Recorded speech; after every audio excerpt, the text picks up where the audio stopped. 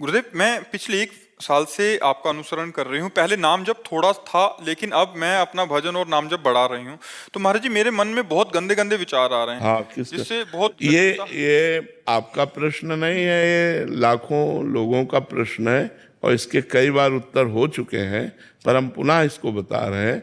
देखो, जैसे कोई मैसेज डिलीट करना है तो पहले सामने आता है कि नहीं आता है?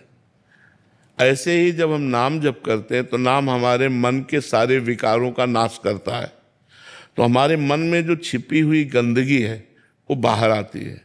तब हम उसे देखते हैं कि जब भजन नहीं करते थे तब तो इतनी गंदगी नहीं थी, क्योंकि उस समय गंदगी ले रहा था मन। समझ रहे ना? गंदी बातों को, गंदे दृश्यों को, गंदे चिंतन को ले रहा, तो हम समझ नहीं पाए।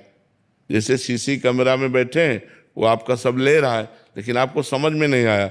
जब आप वीडियो देखो तब समझ में आया कि जब आप उसको खोलोगे तभी तो समझ में आएगा। तो जब हम नाम जप करते हैं तो हमारा मन खुलता है और उसकी गंदगी बाहर निकलती है। और साधक जो सावधान होता है वो और नाम जप में मन लगाता है, गंदगी को उदासीन भाव से काटता जाता है, तो हर बात डिलीट होती चली जाती है और धीरे धीरे धीरे धीरे मन निर्मल हो जाता है। और निर्मल मन ही भगवान को प्राप्त होता है।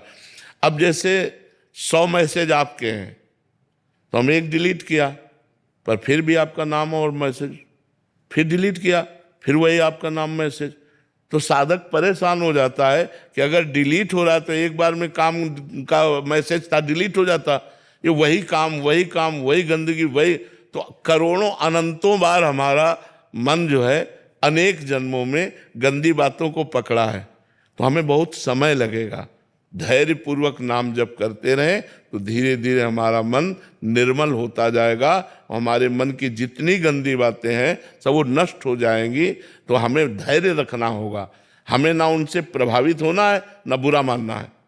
और हमें ये मानना है कि निकल रही हैं गंदी बातें और खूब नाम जप करो, धीरे धीरे खत्म हो जाएंगे। राम जी, राधे राधे महाराज जी। महाराज जी, स्वामी सुंदरदास जी महाराज जी की वाणी में कहा गया है कि देहधारी से प्रीत ना कोई, सो अवतार कहाया, वे हम दोनों भाई भाई एको जननी जाया। महाराज जी, प्रभु संत वाणी जी में कह रहे हैं कि देहधारी जो अवतार आदि सभी को और हम सभी को एक एक कहा गया है। एक जननी यानी माया से उत्पन्न है, तो माया से प्रीत करना यानी अवतार का भजन करने से क्या माया का भजन होगा, और माया के भजन से कल्याण नहीं होता, संत कहते हैं।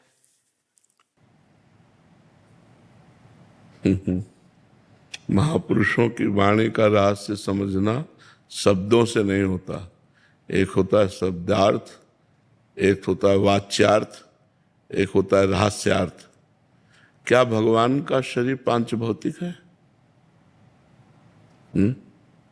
गोस्वामी तुलसीदास जी कहते हैं, चिदानंदमय देह तुम्हारी और विगत विकार जान अधिकारी।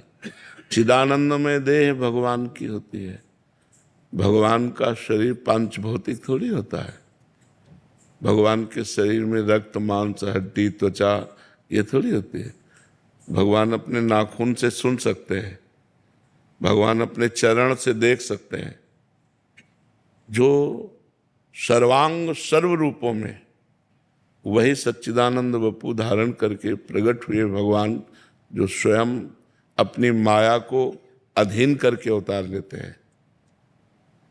और हम सबका जन्म प्रकृति के अधीन होकर हुआ है और भगवान माया को अधीन करके प्रकट होते हैं। और सच्चिदानंद रूप आए विश्वोत्पत्त्यादि हेतवे तापत्रय विनाशाय श्री कृष्णाय वयम नमः। हम लोग रूपासक्त हैं। श्री वृंदावन बिहारिणी और बिहारी जी के रूपासक्त हैं, उनके चरण आसक्त हैं, उनके उपासक हैं। अगर हम माया की उपासना करते हैं तो फिर जगत का मंगल क्यों हो रहा है? विचार करो आप। भगवान कहते हैं, दैवी हेषा गुणमयी मम माया दुरत्या मामेवे प्रपद्यन्ते माया में ताम तरंते। ये सब भगवान के ही अवतार हैं समझो, पर ये मायाकृत है। इनसे प्रेम नहीं करना, इनसे प्रेम नहीं करना। जो मायातीत है, जो गुणातीत है, जो कालातीत है उससे प्रेम करना है। भगवान कालातीत है, भगवान गुणातीत है, भगवान मायातीत है। भगवान अपनी प्रकृति को अधिष्ठित, प्रकृति को अधीन करके अपनी योग माया से प्रकट होते हैं। योग माया मतलब सच्चिदानंदमयी, प्रकृति माया त्रिगुणमयी, सतोगुण रजोगुण तमोगुण। तो जो सतोगुण रजोगुण तमोगुण से देह बने हुए हैं, इनसे ममता न करो। अगर भगवान से ममता हो गई तो सिद्धों का सिद्ध हो जाता है। वो तो जितने भी बड़े बड़े संत हुए, नरसिंह मेहता जी, मीरा जी, प्रहलाद जी, नारद जी, बड़े बड़े महापुरुष, देखो सनकादि भगवान के ब्रह्म स्वरूप में स्थित रहने वाले महापुरुष है। लेकिन जब वैकुंठ दर्शन करने जाते हैं और जय विजय ने बेत लगा दिया, तो इतना विरह भगवान के दर्शन की व्याकुलता थी, उनको असहनीय हो गया और उन्होंने शाप दे दिया, तुम भगवान के दरबार के भक्त होते हुए, पार्षद होते हुए और दिगंबर रहते हैं सनक सनंदन सनातन सनत कुमार, क्या देखा जो तुमने बेत लगा दिया? तुम्हारा ये असुर भाव है, जाओ मैं तुम्हें शाप देता हूं, 3 जन्म तक तुम असुर भाव को प्राप्त हो। इतनी व्याकुलता। और जब भगवान आए वैकुंठनाथ, तो उनके दर्शन से, उनकी तुलसी की गंध जो चढ़ी हुई चरणों से, वो ब्रह्मानंद में छके हुए महापुरुष विकल हो रहे थे। जनक जी परम ज्ञानी महापुरुष हैं। जब वो भगवान श्री राम के रूप को देखते हैं तो विश्वामित्र महामुनि ज्ञानी, विश्वामित्र जी महामुनि और परम ज्ञानी हैं, तो परम ज्ञानी जनक जी उनसे पूछते हैं, इन्हीं बिलोकत अति अनुरागा बरबस ब्रह्म सुखई मन त्यागा। क्या जनक जी जैसे ज्ञानी किसी देह पर आसक्त हो सकते हैं? लेकिन राम रूप को देखते हुए क्या बोले? इन्हीं बिलोकत अति अनुरागा बरबस ब्रह्म सुखई मन त्यागा। जबरदस्ती हमारा मन इनके रूप में आसक्त हो रहा है ब्रह्म सुख का त्याग करके, जबकि सहज विराग रूप मन मोरा, मेरा मन वैराग्य धारण नहीं करना पड़ता, सहज विरागी है, शब्द स्पर्श रूप रसगंध, इससे सहज विरागी है। लेकिन इनका रूप तो बरबस ब्रह्म सुख ही मन त्यागा, मेरे मन ने ब्रह्म सुख का त्याग करके राम रूप में आसक्ति कर ली, ये क्या है? तब विश्वामित्र जिनका जो आप अनुभव कर रहे हो वो ठीक अनुभव कर रहे हो, वो वही ब्रह्म मूर्तिमान सच्चिदानंद बपू होकर के आया। भगवान राम ने देखा विश्वामित्र जी की तरफ, तुरंत बदल गए और कहा, दशरथ के पुत्र राम और लक्ष्मण है, हमारे यज्ञ की रक्षा के लिए आए थे। तो आप जैसे महापुरुषों की बात को न समझकर भगवान की वपू को अगर पांचभौतिक मायाकृत समझेंगे तो बहुत बड़ी हानि हो जाएगी। श्री सुखदेव जी परमहंस हैं, गर्भ से ही महात्यागी है, ऐसा कोई त्यागी नहीं हुआ, गर्भ से ही महात्यागी है। जन्म की तो बात जाने दो, गर्भ से ही महात्यागी है। जन्म लेकर के जब चले तो श्री कृष्ण द्वैपायन भगवान व्यास देव जी ने पुकारा, यम प्रब्रजेंत मनु पेत मपेत कृत्यम द्वैपायनो विरह कातर आजुहावो पुत्रेति तन्मय तया तरवो भिने दुस तम सर्वभूत हृदय मुनिमानुतोष्मी। हा पुत्र हा पुत्र। सुखदेव जी ने मुड़कर पीछे नहीं देखा, अपने माँ को नहीं देखा, अपने पिता को नहीं देखा, और समस्त वृक्षों में संकल्प किया तो हर वृक्ष से निकलने लगा, सुकोहम सुकोहम सुकोहम, मैं सुखदेव हूं, मैं सुखदेव हूं। समझ गए कि इनकी ब्रह्म में स्थिति है, सार्वभौम ब्रह्म में स्थिति। मन से नमस्कार किया कि ऐसा पुत्र। और वही सुखदेव जी, उन्हीं भगवान व्यास देव जी के शिष्य के द्वारा गाया हुआ एक श्लोक जब सुना, बर्हापीडम नटवर बपु कर्णयोः कर्णिकारम बिभ्रदवासः कनक कपिसम वैजयंतीं च मालाम रंध्रान वेणोरधर सुधया पूरयन गोप वृंदै वृंदारण्यम स्वपद रमणम प्राविशद गीत कीर्ति। कनेर के फूल लगाए हुए हैं, मोर पक्ष धारण किए हुए हैं, सुंदर चित्रकारी की गई धातुओं से, नवीन नवीन कोपल जो वृक्षों के पत्ते, नवीन पत्ते वो जगह जगह लगाए गए हैं, नटवर वेश वपु धारण किए, अधरों में बंसी विराजमान है, साथ में सखागण उनकी जय जयकार करते चल रहे हैं। जब ये रूप सुना तो आसक्ति पैदा हो गई। कहा और सुनो, तो बोले और तो हमारे गुरुदेव के पास है। तो 18,000 श्लोक कंठस्थ किए और मुख्य प्रवक्ता भागवत के, प्रथम प्रवक्ता भागवत के श्री सुखदेव जी महाराज हुए और श्री कृष्ण आसक्त हो गए। मधुसूदन सरस्वती जी निराकार ब्रह्म की उपासना में दृढ़ थे, वो नहीं मानते थे साकार रूप को। भक्तों ने भगवान से प्रार्थना की कि इतना बड़ा महापुरुष ऐसा बोलेगा तो भक्तों के हृदय में बड़ी चोट पहुंचेगी। तो देखा उनका दृश्य बदल गया, देखा यमुना का पावन तट, ललित त्रिभंगी मुरली धारण किए हुए बंसी बजाते हुए धीरे धीरे गज की चाल से चल रहे हैं। भूल गए सब ब्रह्मानंद। बंसी विभूषित करा नवनीर दाभात पीतांबरा दरुण बिंब फलाधरोष्ठात पूर्णेन्दु सुंदर मुखा दरविंद नेत्रात कृष्णात् परम किमपि तत्व महम न जाने। कृष्ण से भी कोई परम तत्व है ऐसा मैंने भूल गए ब्रह्मानंद। बड़े बड़े ब्रह्मानंदों के ब्रह्मानंदी का ज्ञान भुलवा करके और अपने में आसक्त कर दे, वो रूप है। क्या वो रूप पांचभौतिक हो सकता है? जिन महर्षियों ने, जिन ब्रह्म ऋषियों ने, जिन भक्तों ने सब रूप रस का त्याग करके संसार के शब्द स्पर्श रूप रस गंध का त्याग कर दिया, वो श्री कृष्ण रूप में अनुरागे, वो राम रूप में अनुरागे, तो क्या ये पांचभौतिक स्वरूप है? ये चिदानंदमय स्वरूप है, सच्चिदानंद रूप है। ये बात समझना होगा। तो ये जगत क्या है? ये भगवान का मायाकृत रूप है। इन देहों में आसक्ति नहीं करना, लेकिन भगवान में परमाशक्ति करना है। अब यही तुम्हें और बता दें बिल्कुल सरल भाषा में। गुरु का शरीर मायाकृत है, मानते हो? गुरु पांच भौतिक शरीर धारण किए हुए मायाकृत है, लेकिन संसार की आसक्ति शरीरों की त्याग कर गुरु के शरीर में आसक्त कर ले, गुरु में आसक्त हो जाए, और जो गुरु में आसक्त हो गया वो परब्रह्म में प्रतिष्ठित हो जाएगा। तो विचार करो, जब पांच भौतिक देहधारी गुरु में आसक्ति कर लेने पर वो ब्रह्म में स्थित हो जाता है। गुरु आसक्त चित्त ही महान पुरुष हुए हैं। जितने हुए हैं महान पुरुष वो सब गुरु आसक्त चित्त हुए हैं। कोई भी महापुरुष हो उनको देखो अपने गुरु में कितने आसक्त है। ऐसे आसक्त महापुरुष जो समस्त देहों का राग त्याग दिए, अगर देहासक्ति ना करते, गुरु से प्यार ना करते मां की तरह, तो वो स्थिति प्राप्त ना होती। तो गुरु तो पांच भौतिक देहधारी होता है और भगवान तो चिदानंदमय देह वाले होते हैं। अब विचार करो, पांच भौतिक देह में ये अग्नि तत्व तो इसमें मिला हुआ है। अगर मुंह में कोयला रख दिया जाए तो जल जाएगा ना।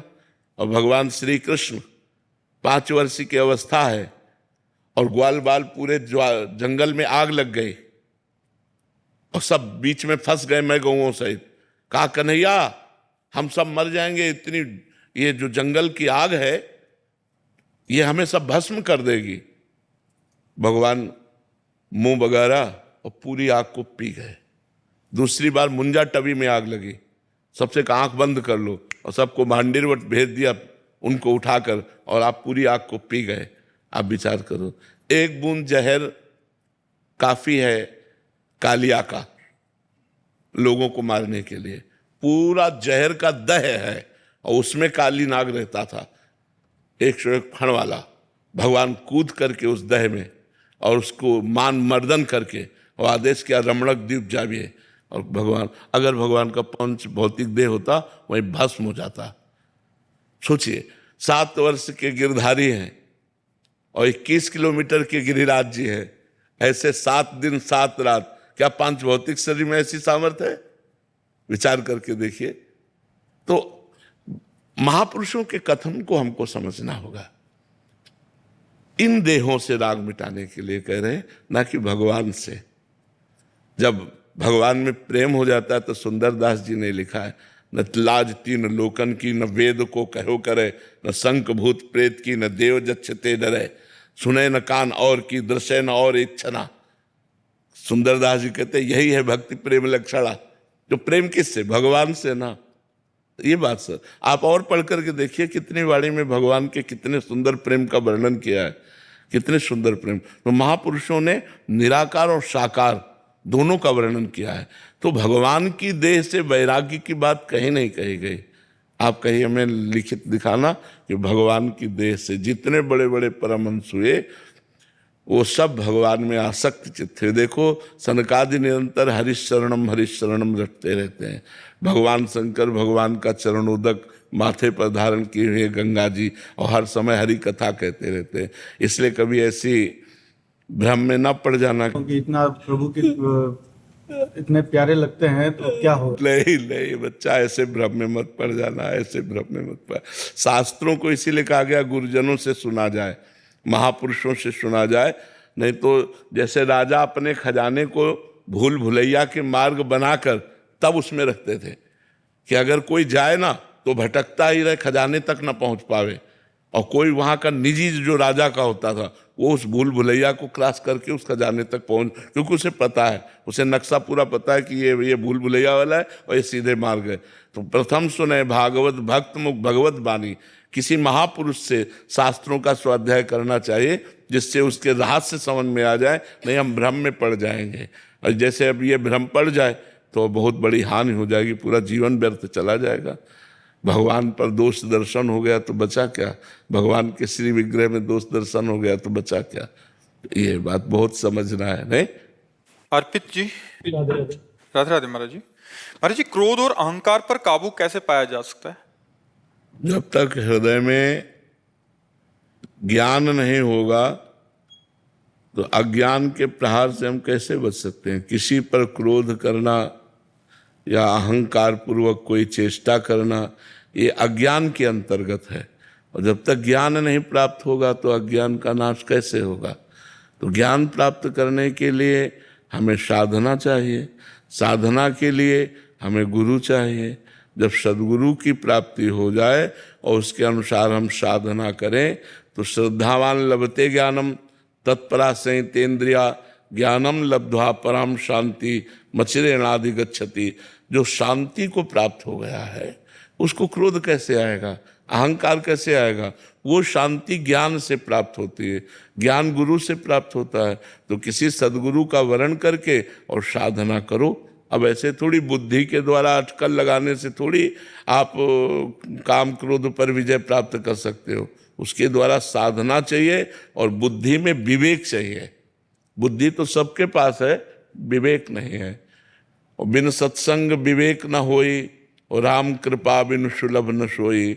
भगवान की कृपा से यदि साधु समागम प्राप्त हो और संत वचनों से हम साधना करें तो हमारे अंदर ज्ञान प्रकट हो जाए। ज्ञान प्रकट हो जाए तो सारे अज्ञान का नाश हो जाए, या प्रेम प्रकट हो जाए तो हमारे अज्ञान का नाश हो जाए। इसलिए साधना करो, किसी संत महापुरुष का आश्रय लेकर नाम जप करो, भगवत शास्त्रों का स्वाध्याय करो, संत समागम करो, जिससे बुद्धि में विवेक जागृत हो जाए तो हम काम क्रोध लोभ आदि से बच सकते हैं। नहीं ये पूरे जगत में छाए हुए हैं, आप में ही थोड़ी हैं, सब में काम क्रोध लोभ छाया हुआ है, इसी में सब भटक रहे हैं जी।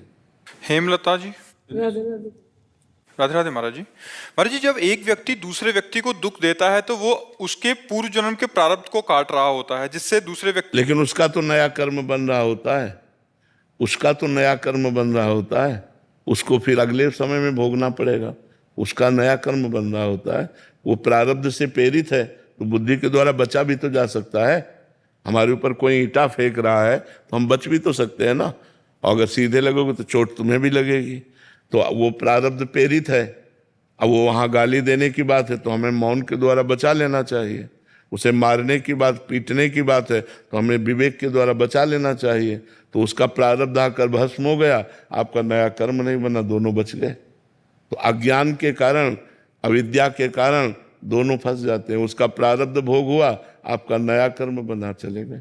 मान लो आप हिंसा कर दिए तो उसका तो प्रारब्ध था, लेकिन अब आपको आजीवन केस होगा कि नहीं, आजीवन पूरा जेल काटना पड़ेगा कि नहीं। तो आपका नया कर्म बना जिसने आपको दंड दिया, और पुराना प्रारब्ध उसका था जिसने उसका भोग कर दिया। तो आप बच सकते हो कि नहीं।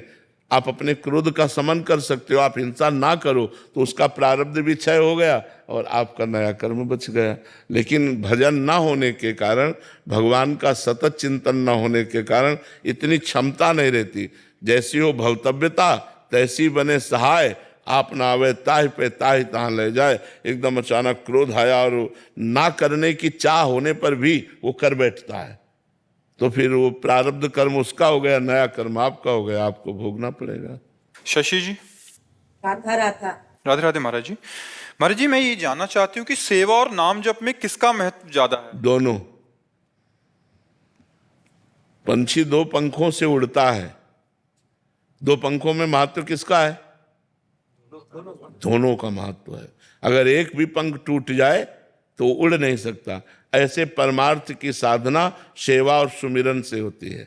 सेवा सुमिरन, भजन जो नाम जप है वो सुमिरन में आता है, और जो सेवा है वो जैसे गुरु सेवा, माता पिता की सेवा, परिवार की सेवा, प्रिया प्रीतम की सेवा, ये सब सेवाओं की, गौ सेवा, ये सब भगवत सेवा के अंतर्गत आता है। हम भगवत भावना से सेवा भी करें और नाम जप भी करें। अगर हम केवल नाम जप करते हैं तो सेवा नहीं करेंगे तो हमारे कर्तव्य का विरोध। माता पिता बूढ़े हैं, अब उनको हमें पानी देना, हम कह रहे हमने बैठ के नाम जप कर, नहीं, नाम जप करते हुए पानी दो, जाके नाम जप करते हुए उनके कपड़े धो, नाम जप करते हुए अपने सास ससुर की सेवा करो, नाम जप करते हुए अपने पति की सेवा करो, नाम जप करते हुए अपने पुत्र की सेवा करो। तो सेवा और सुमिरन दोनों जरूरी है, दोनों का बहुत बड़ा महत्व है। बिना सेवा के सुमिरन अधूरा और बिना सुमिरन के सेवा अधूरी। इसलिए गुरु सेवा, संत सेवा, भगवत सेवा, माता पिता की सेवा, परिवार की सेवा, ये सब जगह कहा जाता है सेवा करो, साधु सेवा करो, क्योंकि उससे सुमिरन में हमारी बढ़ोतरी होगी, और जो सुमिरन कर रहे हैं उससे भगवान की प्राप्ति हो जाएगी। आलोक जी।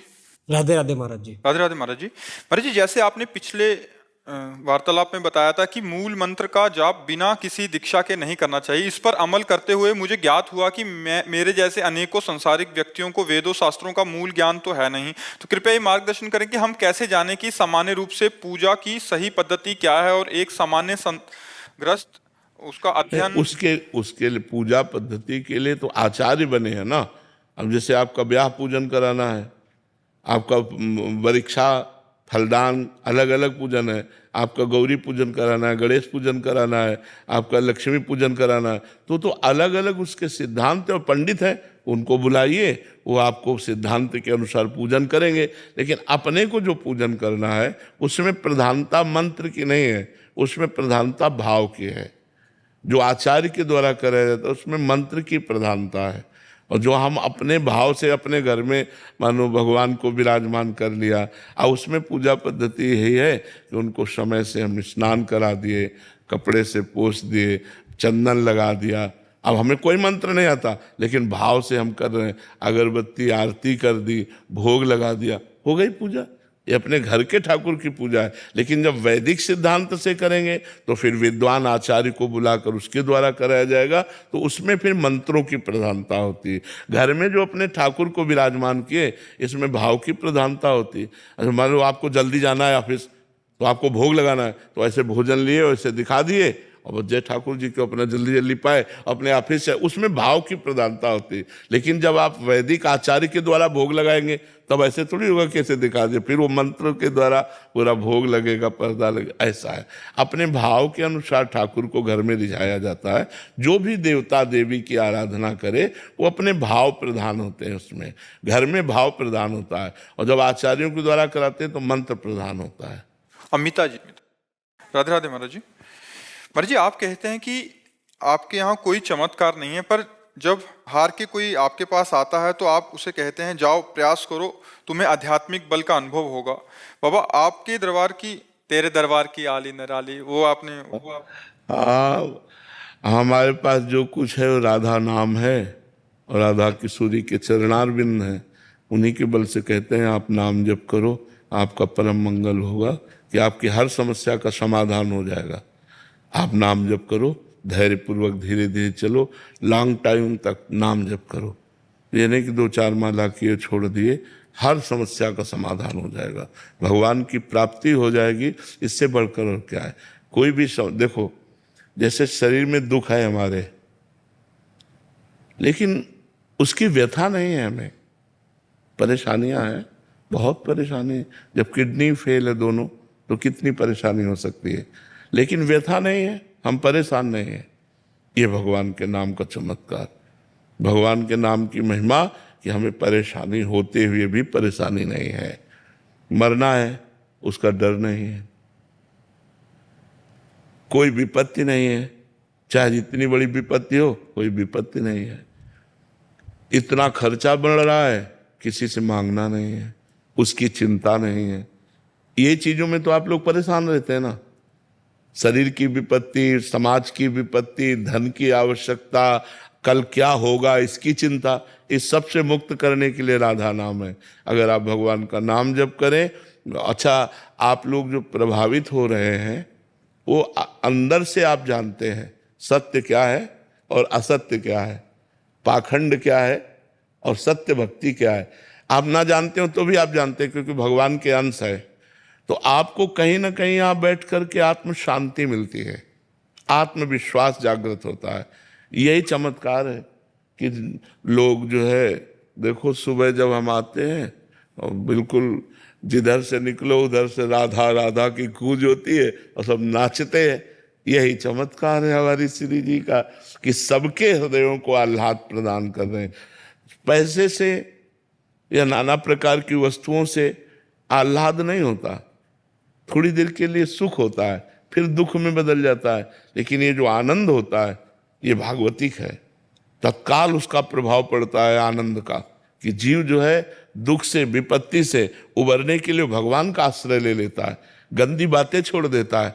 उस आनंद का प्रभाव देखो कि हमारे हजारों भाई लोग हैं ऐसे जो शराब छोड़ दिए, मांस छोड़ दिए, गंदी बातें छोड़ दिए, तिलक लगाने लगे, कंठी बांध लिए, अच्छे आचरण करने लगे। जो गंदे आचरणों में थे वो अच्छे आचरणों में आ गए। अब आप इसी को चमत्कार समझ सकते हैं, इसी को परिवर्तन समझ सकते हैं। और सबसे बड़ी बात होती है किसी जीव की बुद्धि को बदल देना,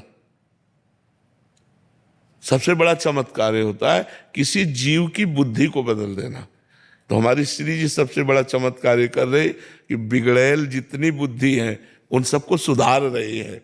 यही चमत्कार है वृंदावन का, वृंदावन राधा के लिए कुंज का, कि अगर आप सुन लिए तो सुधरोगे जरूर। बहुत सारे डरते हैं कि या तो सुनना नहीं या तो सुनना नहीं, कि हमें प्रेमानंद की बात बंद कर दो, सुनना। अगर सुन लिए तो तुम्हें शराब छोड़ना पड़ेगा, मांस छोड़ना पड़ेगा, गंदी बातें छोड़ने पड़ेंगे, अच्छे मार्ग में आना पड़ेगा, नहीं तो तुम्हारे जलन पैदा हो जाएगी, हृदय जलने लगेगा और आप सुधरने लगोगे। यही बात हमारी श्री जी की है। दीपक कुमार जी हरदोई से। राधे राधे महाराज जी। महाराज जी, संसार में सबसे दुर्लभ क्या है? भगवत प्राप्ति, सबसे दुर्लभ भगवत प्राप्ति। किसका प्रश्न है? सबसे दुर्लभ है भगवत प्राप्ति, और तो सब सुलभ है। सबको रुपया पैसा धन मकान स्त्री पुत्र पति सबको प्राप्त है। महाराज जी, एक वक्तव्य में आपने कहा था भगवत प्राप्ति सुलभ है पर दुर्लभ है भगवत प्राप्त महापुरुषों का। हाँ, अब जब भगवत प्राप्ति की बात करोगे तब उसके बाद रास्ता निकलता ना कि भगवत प्राप्ति कैसे हो। तब फिर बात आती है कि भगवत प्रेमी, भगवत प्राप्त महापुरुष प्राप्त हो, तब भगवत प्राप्ति हो जाएगी। तो भगवत प्राप्ति जो फल है उसका साधन तो संत महापुरुष जन हैं। जब तक भगवत प्राप्त महात्मा नहीं मिलेंगे तो भगवत प्राप्ति का रास्ता कैसे पता चलेगा। तो वो बात पहली, सबसे पहली बात है भगवत प्राप्ति, क्योंकि जब हम भगवत प्राप्ति की बात करेंगे तब आएगा भक्त समुदाय, संत समुदाय, गुरु चरणों में प्रेम, शास्त्रों में प्रेम, फिर उसके साधन की बात आएगी। ये उसके साधन की बात है। साध्य वस्तु है भगवान का साक्षात्कार होना। जी नंदिनी जी। राधा राधा।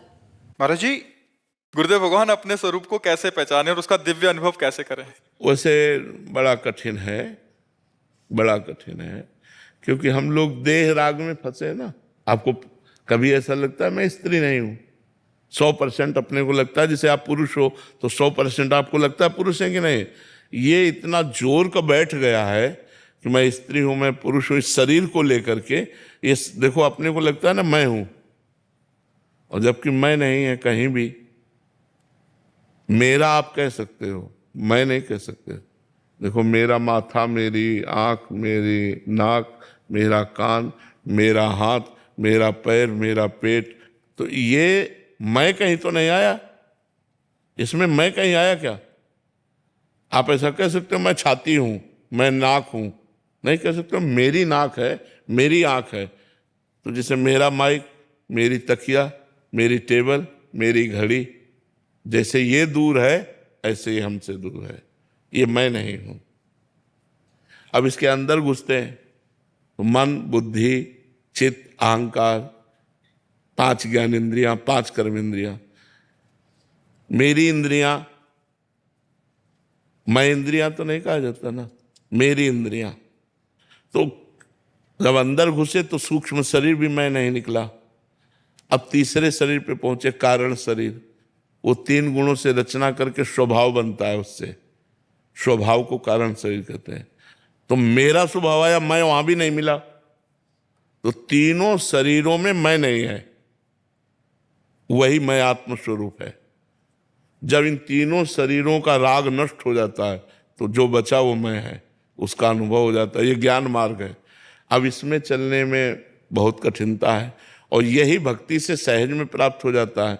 मम दर्शन फल परम अनुपा, जीव पाव निज सहज स्वरूपा। यदि हम भगवान का नाम जप करें और भगवान की भक्ति करें और जब हमें भगवत साक्षात्कार होगा तो तुरंत हमें अपने स्वरूप का बोध हो जाएगा। तुरंत भगवत साक्षात्कार होते ही तुरंत स्वरूप का बोध हो जाता है। मम दर्शन फल परम अनुपा, जीव पाव निज सहज स्वरूपा। तो हमें लगता है नाम जप करो, भगवान की भक्ति करो, वही अनुभव करा देंगे। सोई जानई जेहि देहु जनाई, और जानत तुम्हें तुम्हें हो जाए। जी। गजेरा किशन जी, राधे राधे महाराज जी। महाराज जी, श्री मलूक पीठाधीश्वर श्री राजेंद्र दास जी महाराज श्री, जब आपने प्रार्थना किया कि विनय पत्रिका का राम नाम के कोई 2 पद थे उनको सुनाने के, उसमें आपने कहा कि इन 2 पंक्तियों की आपको बहुत आवश्यकता है। महाराज जी, वो आवश्यकता आपने एक बार बोला था कि हमें बहुत आवश्यकता है उसकी, वो 2 पंक्तियां कृपा नाम से। हाँ, वो क्या नाम है से कि बड़ा जैसे अपने को जो चीज़ बहुत स्वादिष्ट लगती है ना, उसे बार बार खाने की इच्छा होती है।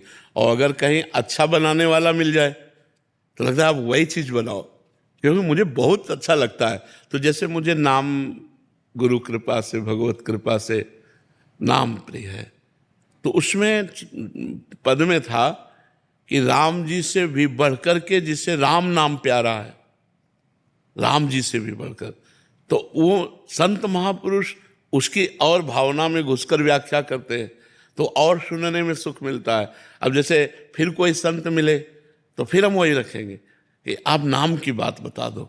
तो ऐसा नहीं है कि जैसे नारद जी को जब श्री महाराज निमि ने प्रश्न किया तो उनका, आज आपने हमारे भगवान नारायण की स्मृति करा दी। अब जरा इस शब्द को समझिए, क्या हर समय भगवान से विमुख हैं? क्या हर समय भगवान में स्थित है, लेकिन नवम नवम भगवान की चर्चा, भगवान की स्मृति नवम नवम, कि और सुनाए कोई, और सुनाए कोई, और सुनाए भगवान के नाम की महिमा। तो उस भाव से उस बात की सुनने का क्रम यही है, सीधा सीधा मिलेगा। वो सीधा महत्व क्या है? आपने बोला था सुनने का क्रम यही है। हाँ, सुनने का क्रम का मतलब जैसे हम आप बैठे हैं, अगर आप हमारे सामने कुर्सी में बैठे हो और फिर हम बोल रहे हो, वो क्रम नहीं है। तभी नीचे उतर करके बैठे थे कि सुनने का क्रम यही है कि वक्ता की दृष्टि में दृष्टि हो और उनके चरणों में बैठ के सुना जाए। ये सुनने का क्रम है। जैसे 16 वर्ष के श्री सुखदेव जी हैं और 10,000 वर्ष के, लाखों वर्ष के महात्मा हैं, बड़े बड़े महात्मा हैं, सब नीचे बैठे हुए हैं और उनका एक बालू का सिंहासन, आसन बनाया गया, उस पर वो विराजमान है। तो सुनने का क्रम यही है कि जो महापुरुष बोले उसके नीचे बैठ करके उस पर दृष्टि मिला के और फिर सुना जाए। जैसे चातक जो है, एक भी बूंद गिरा तो सीधे मुंह पे लेता है, ऐसे जो चातक श्रोता होता है, एक भी शब्द निकला कान से लेके हृदय में बैठा लिया, ओ ये बात, ये बात, ये बात, और फिर उसका मनन किया और उसको स्थापित कर लिया अपने हृदय में। अब वो पूरे जन्म भर के लिए बात स्थापित हो गई, मनन करके, समझ करके। समझ गए ना जी? अभिषेक जी। महर्षि आपके चरणों में कोटि कोटि प्रणाम। महर्षि, गुरुकुल के ऋषि कुमारों का अध्यात्म व अध्ययन की दृष्टिकोण से कैसे कल्याण हो सकता है? पहली बात तो जो गुरुकुल के अध्ययन कराने वाले अध्यापक हैं वो स्वयं शास्त्रीय मर्यादा से युक्त हों। जो हमारे शास्त्र निषेध करते हैं वो कोई भी दुर्गुण उनमें नहीं होने चाहिए, क्योंकि व्यासपीठ पर गुरुपद पर बैठने वाला अपने शिष्यों को अपने आचरणों के द्वारा, आचार्य वही है जो आचरणों के द्वारा शिक्षा प्रदान करे। केवल वाक शिक्षा से ही काम नहीं चलता, आचरण भी हमारे होने चाहिए। तो हमारे जो गुरुकुलों में शिक्षा प्रदान करने वाले आचार्य हैं, जो गुरुजन हैं, वो तस्मात् शास्त्रम प्रमाणम ते कार्याकार्यो व्यवस्थितो, जो शास्त्र प्रमाणित कार्य और अकार्य की व्यवस्था की गई है उस शास्त्र प्रमाणित उनका जीवन होना चाहिए। हम विद्यार्थियों की बात नहीं करते, पहले हम आचार्यों की बात करते हैं। त्रिकाल संध्या होनी चाहिए आचार्यों में जो गुरुकुल पीठ पर विराजमान हो, और यथोचित ब्रह्मचर्य का पालन होना चाहिए। जब तक गृहस्थ नहीं हुए तो संपूर्णतया ब्रह्मचर्य का पालन करें, और वाकेंद्री बहुत संभाल करके बोलें, रसेंद्री बहुत संभाल करके भोजन पाएं। अगर आचार्य आचरण संयुक्त हैं तो विद्यार्थियों पर स्वयं प्रभाव पड़ने लगता है, और विद्यार्थियों की उन्नति व्यसन और व्यभिचार दोनों से मुक्त होने पर हो सकते हैं। कोई भी विद्यार्थी किसी भी व्यसन का आदी न हो और किसी भी तरह से व्यभिचार प्रवृत्ति से युक्त न हो, तो गुरुकुल में रह करके जो अध्यात्म और आधुनिक शिक्षा दी जाती है वो उससे परिपक्व होकर हमारे राष्ट्र की सेवा कर सकता है, वो हमारे समाज की सेवा कर सकता है, क्योंकि आचार्य का आचरण ही प्रभाव डालता है। अगर हम यहाँ बिंदी लगाने लगें तो हमारे शिष्य बिना आज्ञा के बिंदी लगाने लगेंगे। क्यों लगाते हैं इसका मतलब नहीं है, बस आचरण होते हैं। तो धन्यवाद है उन गुरुकुल के आचार्यों को जो स्वयं अपने आचरण पवित्र रखते हुए बच्चों से शास्त्रीय क्रियाएं करवाते हैं, शास्त्रयुक्त धर्मयुक्त क्रियाएं करवाते हैं। नहीं, आज का जो वातावरण है, आधुनिक पढ़ाई में व्यसन और व्यभिचार की प्रवृत्तियां बढ़ती चली जा रही, जिससे हमारी नवीन पीढ़ी बहुत ही गिरती चली जा रही। जहाँ विद्या विनयम ददाति वहाँ अविनय उद्दंडता छा रही है। जहाँ संयम होना चाहिए वहाँ संयम भ्रष्ट हो रहे हैं, क्योंकि उसमें अध्यात्म शिक्षा है। केवल आधुनिक शिक्षा से हमारे बालकों की उन्नति नहीं होगी, आध्यात्मिक शिक्षा अनिवार्य है, और आध्यात्मिक शिक्षा गुरुकुल में ही होती है। और बच्चों को, माता पिता को चाहिए कि वो बच्चों को कुछ समय तक आध्यात्मिक शिक्षा में अवश्य रखें, जिससे वो ब्रह्मचर्य और सदाचार, विनम्रता, भगवत भाव और वेदांत आदि का अध्ययन करने का अधिकार प्राप्त करें, जिससे मनुष्य जीवन जो साधन धाम मोक्ष कर द्वारा वो उसे प्राप्त कर सके। केवल यही भोग और नाना प्रकार के ऐश्वर्य और इसके बाद पद प्रतिष्ठा और मर जाना, यही मनुष्य जीवन का लक्ष्य नहीं है। मनुष्य जीवन का लक्ष्य है भगवत साक्षात्कार या आत्मबोध, जो गुरुकुल में नींव रखी जाती है उसकी। हमारे 4 पुरुषार्थ हैं, धर्म, अर्थ, काम, मोक्ष। अब केवल आधुनिक शिक्षा अर्थ प्रधान है, न कि धर्म प्रधान। धर्म को अलग कर दिया गया। अर्थ पिशाच बुद्धि पैदा करती है, तो उससे पिशाचवत पशुवत कामनाएं पूर्ण होती हैं। तो जहाँ धर्म की पूर्ति के बाद मोक्ष आखिरी में लिखा गया, वहाँ नरक जाना पड़ेगा। त्रिविधम नरकस्येदम द्वारम नासन मात्मना कामः क्रोधा तथा लोभा तस्मात् दैत्यम त्यजेत। और इन्हीं का तांडव हो रहा है, और गुरुकुल में इन्हीं के खंडन करने की, इन्हीं को दबाने की, इन्हीं को मिटाने की शिक्षा होती है। जो वेद हैं वो हृदय को पवित्र करते हैं। जब हम वेदों का गायन करते हैं तो अर्थ भले न समझें, वो हमारे हृदय को पावन करते हैं, वो हमारी वाणी को पावन करते हैं, वो हमारी श्रवणेंद्रिय को पावन करते हैं। वेद ध्वनि जहाँ नित्य सुनी जा रही हो, तो जैसे गंगा स्नान से स्वयं पवित्र होने लगता है, ऐसे वेद ध्वनि श्रवण मात्र से जीव के पाप नष्ट होते हैं। तो गुरुकुल में वेद ध्वनि, स्वस्तिवाचन, पुरुष सूक्त आदि का गायन और त्रिकाल संध्या आदि का, ब्रह्मचर्य आदि का, आहार शुद्धि आदि का। तो इससे आध्यात्मिक शिक्षा के साथ उनका जीवन, उनका भविष्य बड़ा उन्नतशील होता है। ये जो आधुनिक शिक्षा है, ये बिना आध्यात्मिक शिक्षा के अधूरी शिक्षा है। देखो, पढ़ लिख कर माता पिता से कैसे बच्चे बात करते हैं, पढ़ लिख कर कैसे व्यसन करते हैं। गुरुकुलों में बड़ी शिक्षा और बड़ा सावधानी से उनके जीवन की धारा को अध्यात्म परमात्मा की तरफ मोड़ा जाता था। और जिसे परमात्मा का भय है वो उसी का जीवन सही है। जो परमात्मा का भय नहीं मानता है वो धर्म भ्रष्ट हो ही जाता है। जी। मनोज जी दिल्ली से। राधे राधे महाराज जी। महाराज जी, समय समय पर जो त्योहार आते हैं, अलग अलग पारिवारिक परंपराओं के जो देवी देवता होते हैं उनकी पूजा अर्चना होती है, परंतु सच्ची भक्ति और मोक्ष प्राप्त करने के लिए अपने आराध्य देव को कैसे हमें पहचाने, हम पता कैसे चलेगा? नाम जप करो, अपने आप जागृत हो जाएगा हृदय में। नाम जप करो, भगवान का कोई भी नाम जप करने लगो तो आगे चल करके अपने आप जागृत हो जाएगा। जैसे अब हम अपना क्रम बताते हैं जीवन का। हमारी शुरुआत हुई चालीसाओं से।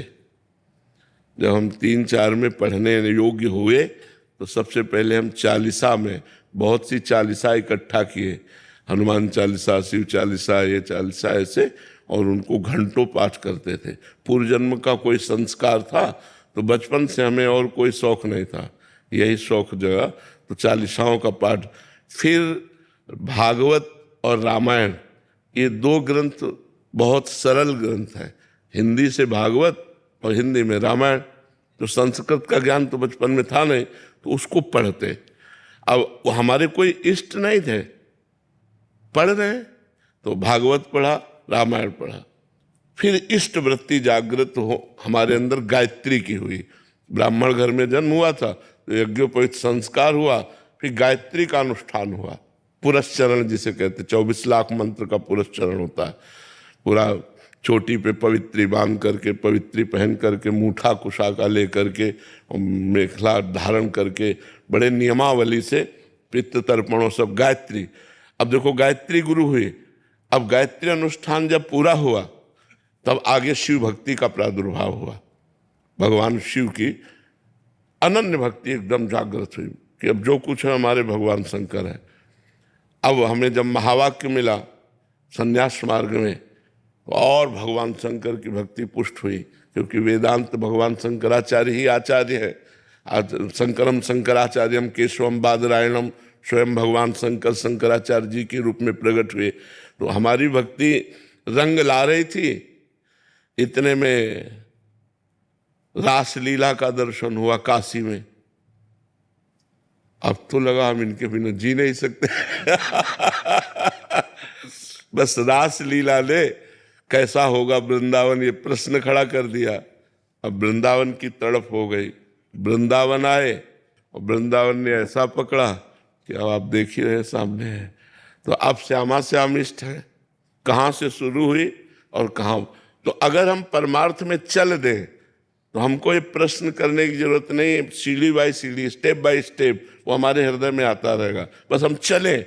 जैसे हमने कहा नाम जप करो आप, तो राम कृष्ण हरि शिव जो भी नाम प्रिय हो, यदि आप जपोगे तो आपको स्टेप मिलने लगेगा, आपको सीढ़ी मिलने लगेगी। अब ये, अब ये, अब ये, आगे से आगे हृदय में चलने लगेगा। ऐसे कोई छांटा नहीं जाता कि हम किसको अपना इष्ट बनावे, वो नहीं, वो भजन से आता है। हमने कभी नहीं सोचा था कि हमारे राधा कृष्ण इष्ट होंगे। शिवोपासना कट्टर शिवपासी, मतलब कट्टर, कुछ और नहीं, सिर्फ भगवान महादेव पार्वती, बस वो सांब सदाशिव, सांब सदाशिव। और ऐसा आया कि एकदम सब तो वो भगवान देते हैं। तो हमें लगता है साधक को चिंता नहीं करनी चाहिए, खूब नाम जप करना चाहिए। अपने आप जहाँ जैसे सेट होना है वो सेट हो जाएगा, जहाँ का जीव है वहाँ सेट हो जाएगा, ऐसा हो जाएगा। गौरव जी। राधा वल्लभ श्री हरि। श्री हरिवंश महाराज जी। महाराज जी, मैं पिछले 1 साल से आपको सुन रहा हूँ, नित्य प्रति भागवत वाणी सुनता हूँ, जिससे मेरे बहुत सारे आध्यात्मिक द्वंद्वों का निवारण होता है। महाराज जी, मेरा प्रश्न है कि कैसे मन सतत भगवत भाव में लगा रहे। नाम जप करता हूँ पर संसार में भागता है मन, कोई भला बुरा तो राग हो जाता है, कोई बुरा बोले तो द्वेष हो जाता है, परंतु नित्य भगवत वाणी के प्रभाव से पता लगने लग गया है कि मैं राग में फंस रहा हूँ या द्वेष में फंस रहा हूँ, पर इसकी फिर जलन होती है महाराज जी। सबसे पहले हमें आहार शुद्धि करनी होगी। खान पान यदि शुद्ध नहीं होगा तो भजन में उन्नति नहीं होगी। हमारा भोजन, जैसे विरक्ति के लिए लिखा है भिक्षा अन्नम औषधम, भिक्षा रूपी अन्न की औषधि के द्वारा क्षुध व्याधि चिकित्सताम, क्षुधा रूपी व्याधि की चिकित्सा करे। ऐसे ही गृहस्थ के लिए क्षुधा रूपी व्याधि की चिकित्सा धर्म से कमाए हुए धन का अन्न होना चाहिए। अगर अधार्मिक प्रवृत्ति के द्वारा, घूसखोरी के द्वारा जो कमाया हुआ धन है वो भजन में रुचि नहीं होने देगा। तो पहले भजन के लिए हमें कमाने का क्रम शुद्ध होना चाहिए, फिर उस अन्न को रांध करके, रसोई बनाकर प्रभु को अर्पित करके फिर हमको पाना चाहिए, और अल्प मात्रा में पाना चाहिए। जैसे हमारी 4 रोटी की भूख है तो 3 रोटी पानी चाहिए। हमें थोड़ा भूखा रहना चाहिए, तो सतोगुण बना रहता है। सतोगुण बने से मन रुकता है। रजोगुण जब हमारे अंदर होता है तो मन भोगों का चिंतन करता है, भागता है भोगों की तरफ। तो थोड़ा अल्प भोजन, पवित्र भोजन, सात्विक भोजन, भगवत अर्पित किया हुआ भोजन होना चाहिए, और बाजार के पेय पदार्थ आदि छोड़ दें। अगर भजन में रुचि लेनी, ये चीज़ें सब रजोगुण उत्पन्न करती है, ये सात्विकता का नाश करती हैं। और बाजार का भोजन भी जहाँ तक हो सके बचे बाजार के भोजन से, क्योंकि वो सब रजोगुण और तमोगुणी होता है। तो भोजन का भजन पर बहुत बड़ा प्रभाव पड़ता है। तो हम पवित्र भोजन, इसके बाद वाणी का बहुत बड़ा प्रभाव होता है भजन पर। यदि हम वाणी से झूठ बोलेंगे, वाणी से हम कटु वचन बोलेंगे, वाणी से हम किसी का दिल दुखाएंगे, वाणी से हम किसी की निंदा करेंगे, तो हमारा भजन क्षीण हो जाएगा। हमें वाणी को ठीक रखना है कि सत्य बोले, पवित्र बोले, मृदु बोले, हितकर बोले, और किसी की निंदा कभी ना करे। पर निंदा के किए ते आवच नहीं कछु हाथ, मूर्ख पर्वत पाप को ले चल अपने साथ। जब हमारी वाणी से किसी की निंदा होती है तो हमें मिलता तो कुछ है नहीं, पाप मिलता है। जिसकी निंदा कर रहे हैं उसका पाप हमारे ऊपर चढ़ जाता है, और पाप की गठरी लेकर नरक की यात्रा होती है। इसलिए कभी वाणी से किसी की निंदा न करें, कानों से किसी की निंदा ना सुने, क्योंकि जो निंदा करने का पाप है वही निंदा सुनने का पाप है। अपनी प्रशंसा सुनना और दूसरों की निंदा करना, ये दोनों पतन का कारण है। यदि हम अपनी प्रशंसा सुनेंगे और दूसरे की निंदा करेंगे तो कभी भगवत भजन में आगे नहीं बढ़ सकते। दृष्टि को संभालें। अगर हम मोबाइल में गंदी बातें देखेंगे, मोबाइल में हम सीरियल में चित्त लगाएंगे, नौटंकी नाटकों में चित्त लगाएंगे, तो भजन में उन्नति नहीं हो सकेगी। तो हमारे आँख, कान और मुख, वाणी, इसका बहुत बड़ा भजन में योग है। श्रवण कथन, इसी से सुमिरन बनता है। तो यदि हमारा श्रवण कथन और भोजन पवित्र है तो भजन में जो फिर भूत भविष्य का चिंतन होता है उसको हम धीरे धीरे मिटा पाएंगे। भजन के प्रभाव से हम निरंतर भजन कर रहे हैं तो वो जो उत्पन्न हो रहा है भूत भविष्य का चिंतन या गंदी बातों का चिंतन, वो सब डिलीट होता चला जाता है, वो सब नष्ट होता चला जाता है। वो स्थायी टिकता नहीं है, टिकता है फिर भगवान का नाम।